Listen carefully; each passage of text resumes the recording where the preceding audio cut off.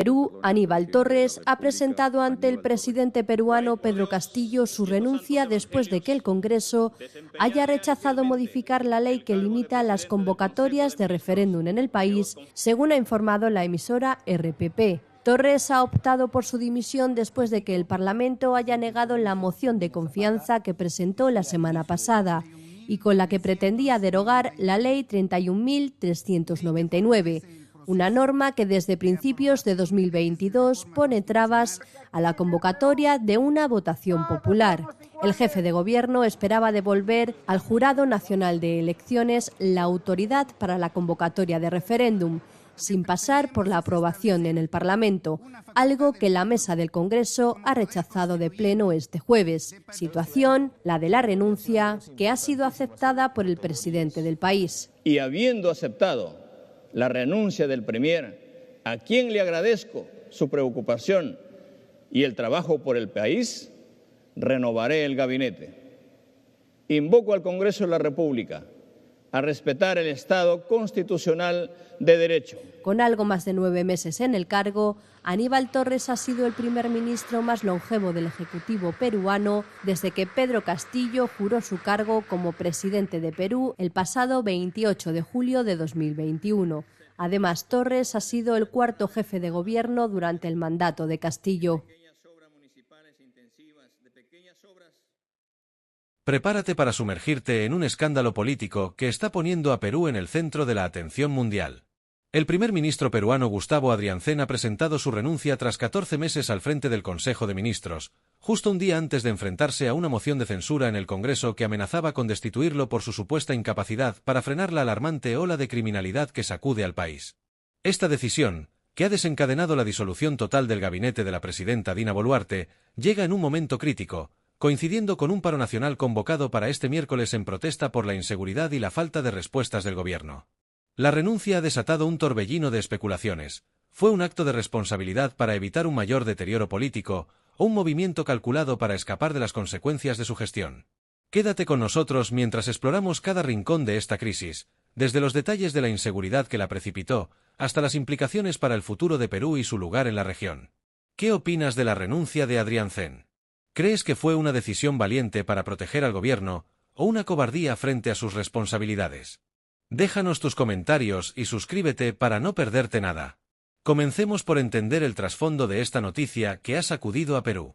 Gustavo Adrianzén asumió el cargo de primer ministro el 28 de marzo de 2024, siendo el tercer jefe del Consejo de Ministros bajo la presidencia de Dina Boluarte, quien llegó al poder el 7 de diciembre de 2022 tras la destitución de Pedro Castillo por un intento fallido de autogolpe.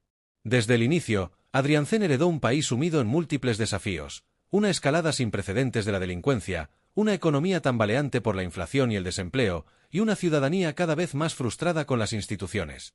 Las estadísticas son contundentes. Según el Ministerio del Interior, los delitos violentos aumentaron un 20% en el último año, con un pico en extorsiones, robos a mano armada y asesinatos relacionados con el crimen organizado.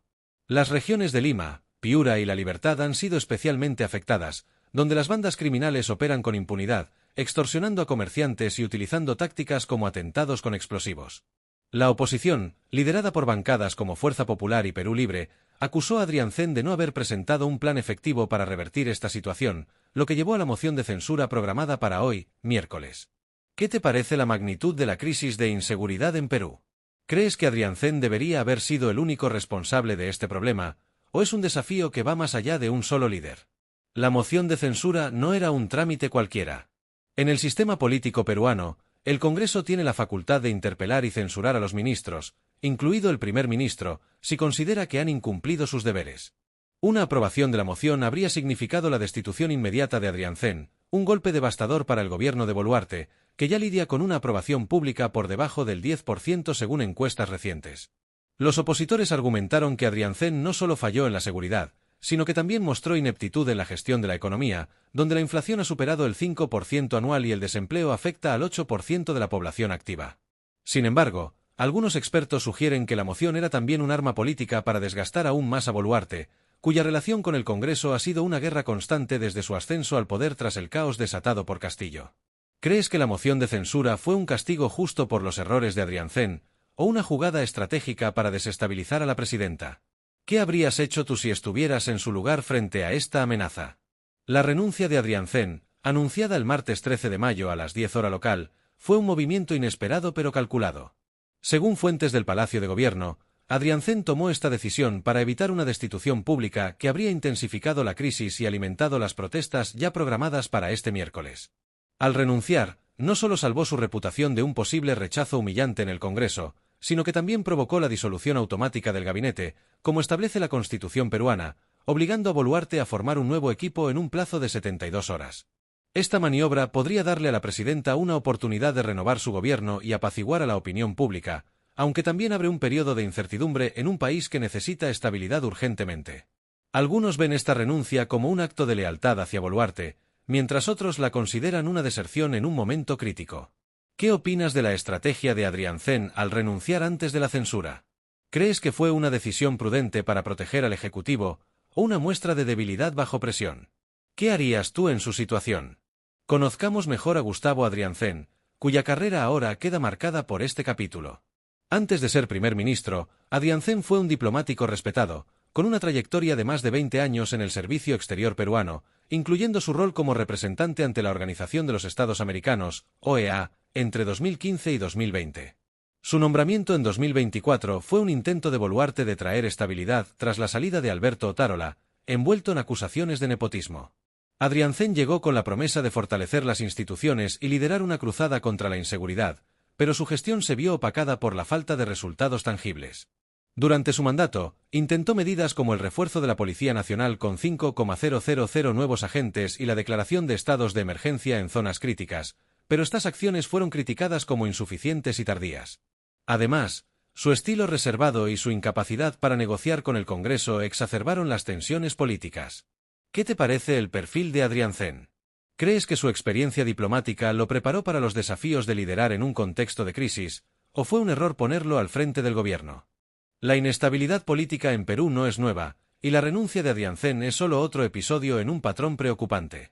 Desde 2016, el país ha tenido 7 presidentes en menos de una década, un récord que refleja una profunda fragmentación política. Boluarte, quien asumió tras el arresto de Castillo, ha trabajado con 3 primeros ministros en poco más de 2 años, evidenciando la dificultad de gobernar en un sistema donde el Congreso y el Ejecutivo están en constante conflicto. Esta rotación constante ha generado una percepción de desgobierno entre los ciudadanos, quienes ven como problemas estructurales como la corrupción, la desigualdad y la inseguridad persisten sin solución. Algunos expertos culpan al sistema político peruano, con su Congreso multicéfalo y su falta de mecanismos de cooperación, mientras otros señalan la falta de liderazgo y visión de los gobernantes. ¿Qué opinas sobre las causas de esta inestabilidad? ¿Crees que el problema está en el diseño institucional, en los líderes o en ambos? ¿Qué cambios propondrías para romper este ciclo? La crisis de inseguridad que llevó a esta renuncia merece un análisis detallado. Perú enfrenta un aumento sin precedentes en la delincuencia, impulsado por el narcotráfico, la corrupción policial y la debilidad institucional. En Lima, los comerciantes denuncian extorsiones diarias por parte de mafias que operan con impunidad, mientras que en Piura y La Libertad, los asesinatos relacionados con el crimen organizado han triplicado en los últimos 3 años. Las bandas utilizan tácticas sofisticadas, como drones para vigilar a la policía y explosivos para intimidar a la población. Durante su gestión, Adrianzen lanzó iniciativas como la Operación Escudo, que desplegó 2,000 efectivos en zonas calientes, pero los resultados fueron limitados y las críticas apuntaron a una falta de coordinación y recursos. ¿Qué opinas de los esfuerzos de Adrianzen para combatir la delincuencia? ¿Qué estrategias implementarías tú para reducir la criminalidad en un país como Perú? El paro nacional de este miércoles añade otra capa de complejidad. Miles de peruanos, liderados por sindicatos, transportistas y organizaciones sociales, han salido a las calles para exigir soluciones a la inseguridad y la crisis económica. En Lima, los bloqueos han paralizado el tráfico, y en Arequipa y Cusco se han registrado enfrentamientos con la policía, dejando al menos 15 heridos según reportes preliminares. Los manifestantes no solo piden medidas contra la delincuencia, sino también la renuncia de Boluarte, a quien acusan de ineptitud y de priorizar intereses políticos sobre las necesidades del pueblo. La renuncia de Adrianzen podría ser interpretada como una respuesta a estas demandas, pero también ha generado críticas de quienes ven en ella un intento de desviar la atención de los fallos de la presidenta. ¿Qué piensas del paro nacional? ¿Crees que las protestas son una herramienta válida para presionar al gobierno o generan más problemas de los que resuelven? ¿Qué harías para responder a estas demandas ciudadanas? Dina Boluarte enfrenta ahora un desafío monumental. Ascendida al poder tras el colapso del gobierno de Castillo, Boluarte ha gobernado en un ambiente de protestas, acusaciones de corrupción y una aprobación pública que ha caído al 8% según el Instituto de Estudios Peruanos. La renuncia de Adriancén es un golpe más a su administración, que ya había perdido credibilidad tras episodios como el escándalo de los relojes de lujo y las denuncias de abuso de poder. Con la disolución del gabinete, Boluarte tiene 72 horas para nombrar un nuevo primer ministro y formar un equipo que pueda restaurar la confianza. Algunos ven esto como una oportunidad para un reinicio, mientras otros creen que su presidencia está al borde del colapso. ¿Crees que Boluarte tiene las herramientas para salir de esta crisis, o su liderazgo está agotado? ¿Qué perfil debería buscar en su próximo primer ministro para enfrentar estos retos? La disolución del gabinete abre un periodo de incertidumbre. La Constitución peruana exige que todos los ministros presenten su dimisión tras la salida del primer ministro, y Boluarte debe actuar rápido para evitar un vacío de poder. La oposición, liderada por Keiko Fujimori y Vladimir Cerrón, ya exige que el nuevo equipo sea independiente y no esté alineado con la presidenta, mientras que los sectores sociales piden un cambio radical en las políticas de seguridad y economía. Algunos sugieren que Boluarte podría nombrar a una figura técnica con experiencia internacional, mientras otros abogan por un líder con raíces populares para conectar con la ciudadanía. ¿Qué esperas del nuevo gabinete? ¿Crees que un cambio de rostros puede resolver los problemas, o se necesitan reformas estructurales más profundas? A nivel internacional, la crisis en Perú resuena en la región. Como miembro de la Comunidad Andina y la OEA, su inestabilidad preocupa a países como Chile, Colombia y Bolivia, que enfrentan desafíos similares de seguridad y gobernabilidad. La renuncia de Adriancén ha sido vista como un síntoma de los males que aquejan a América Latina, donde la corrupción y la polarización dificultan el progreso. Además, en un contexto de incertidumbre económica global, con tensiones por el comercio y las materias primas, la inestabilidad peruana podría afectar su economía, que depende del cobre, el oro y el turismo. ¿Crees que esta crisis tendrá un impacto regional significativo? ¿Qué papel debería jugar la comunidad internacional para apoyar a Perú? El impacto social es devastador. La inseguridad ha cambiado la vida cotidiana. En Lima, muchos evitan salir de noche, y en provincias como Cajamarca, las comunidades viven bajo el temor de las bandas. Los pequeños negocios cierran por extorsiones, y los ciudadanos han comenzado a formar grupos de autodefensa, lo que preocupa a las autoridades por el riesgo de escalada violenta. Las protestas de hoy reflejan una frustración acumulada, pero también un deseo de cambio. ¿Qué opinas de la respuesta de la población? ¿Crees que los grupos de autodefensa son una solución temporal, o podrían agravar el conflicto?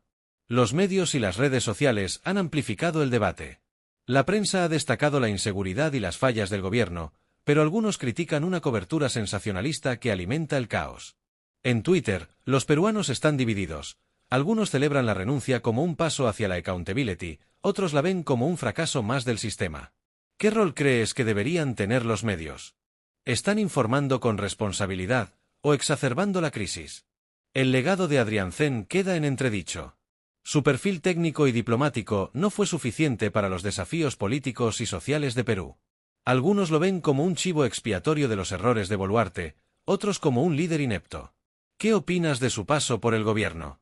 ¿Fue una víctima de las circunstancias, o careció de la capacidad para liderar? El futuro de Perú está en juego. Boluarte debe nombrar un nuevo líder que calme las tensiones, pero su propia posición es frágil. Algunos ven una oportunidad para reformas, como una ley que regule mejor el Congreso o más inversión en seguridad. Otros temen un colapso mayor. ¿Cómo crees que evolucionará esta crisis? ¿Confías en Boluarte, o Perú necesita un cambio radical? Este caso nos hace reflexionar. ¿Qué define a un buen líder en crisis? ¿Es la renuncia a una salida válida, o un abandono? ¿Qué harías tú si lideraras Perú? Suscríbete, activa la campanita y comparte. Tu voz cuenta. Deja tus comentarios y sigamos debatiendo.